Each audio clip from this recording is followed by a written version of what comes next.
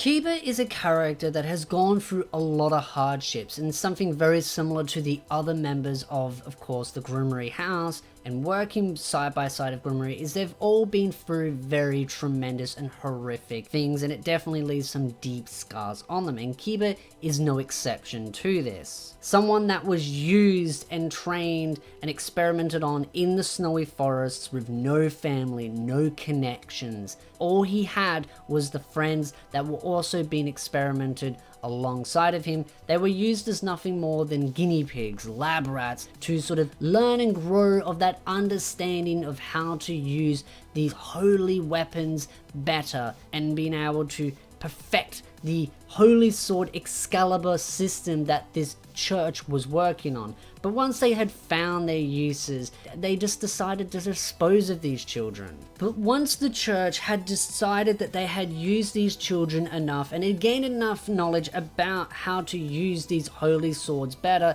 they decided to dispose of them, to get rid of them, and to hide any and all evidence that this experiment was going on and was done by the actual church itself. And as this execution was going on, there was this very slow, tremendous pain that was going through all these kids, but they had enough time and enough opportunity to allow Kiba to escape. And these kids sacrificed themselves to allow Kiba to escape. And this is something that is always weighed down on Kiba from the very start till the very end, and has kind of been a bit of a pillar for him to strengthen him as an individual, to help him overcome individual goals. Yes, it has held him down on the sense of revenge, but it is something that has definitely helped and of course been a hindrance in many different ways. But with these kids allowing him to escape, he ran out to the forest, running for his life, hoping to survive, hoping to escape, hanging on to any shred of energy and power left in him to try and survive.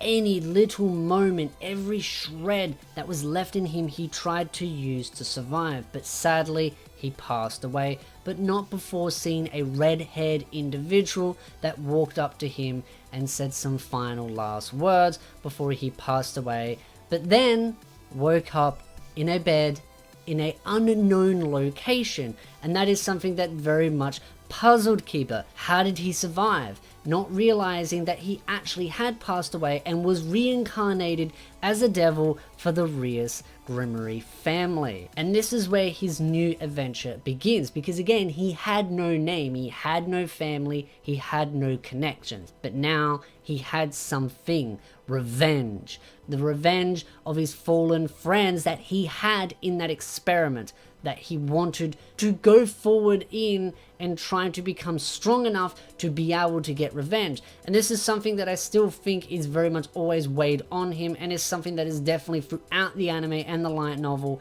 is constantly building upon him. Yes, it is something that's weighing him down, something that can also hold him up, but it is that to a point it can hold him down to the point where he loses sight of who he is, and this is something that very much happens in the early stages. But as he spends time in this mansion, he still has very much of a distaste, very much of a distrust towards Rias and the others that are in this mansion, because again, they are devils. He has always been brought up very much the same as Akeno. They've always been brought up to believe that devils are evil. They're there to sway humans to the dark side, to use and manipulate. They're cunning and just so evil that they'll do anything and everything in their power to destroy and harm those around them. But over time, of course, Kiba learns that this isn't so much the case, and I feel he's very puzzled by Rias Grimoire, very confused at why someone that is meant to be so evil and so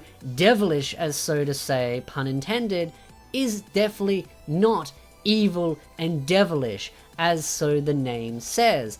And this is something that he slowly grows to trust in her, but not before he gets some lovely training from an individual, and he gets taken out to an area and trained to use a sword and to strengthen himself, as well as inner as well as outer, and being able to overcome those individual problems that are deep embedded inside of him as a more mental hurdle. As I mentioned before twice, is that his revenge is very much something that holds him back. as much as it can be a good driving force, it can hold you back mentally and constantly bringing self-doubt and just not being able to protect the things that are most important and instead focusing on the negatives. And that is something that he very much needs to learn, and does learn very quickly in this stage of his training. While being trained by his master out there, this is something that he learns. But it's not just learning to become stronger as well. He's learning to also have fun, but to also live life, something that he was denied while being experimented on, because he believed that being experimented on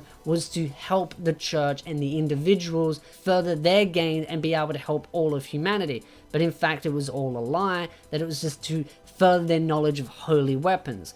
But this is something that Kiba finally gets to learn, is how to have fun, go fishing, training, all these different experiences he finally gets to experience. But even though while he's learning and becoming stronger, Rias Grimmery is still constantly going out there, still checking up on him, making sure that he's doing okay. And as the time of his training goes on and he gets closer to his master, he decides to make a grave for his fallen comrades, and he considers making a grave for himself, because technically he did die but was reincarnated. But inside of himself, he realized that he is still who he is. He hasn't changed fundamentally.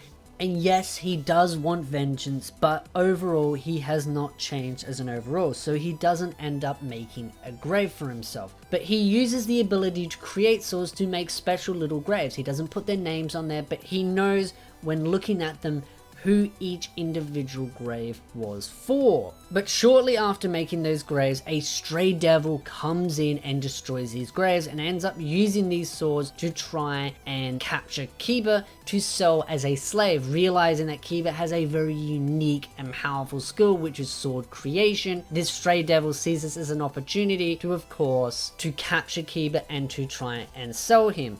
And Kiba fights back. Of course, Rias Grimmery there stepping in at some point, but he definitely has a very good swing at this stray individual, poking out an eye, and again, the stray is finally defeated. But I think it really teaches Kiba a lot as well about determination and what he needs to protect. It's not just about vengeance, but it's also about protecting those around him that he cares about, and that is himself and the memories that he has of his fallen comrades, as well as the new friends that he is making, because he realizes that Rias Grimmery is a loving and caring individual. And of course, Akeno being side by side of Rias, he's slowly becoming closer to these individuals. But as time goes on, he becomes closer, he becomes part of this household and becomes a normal member, of course, of this Grimmery family, and serves Rias Grimmery closely, and of course decides to join the same school and of course the Occult Research Club. And that is where he finally gets to meet Issei.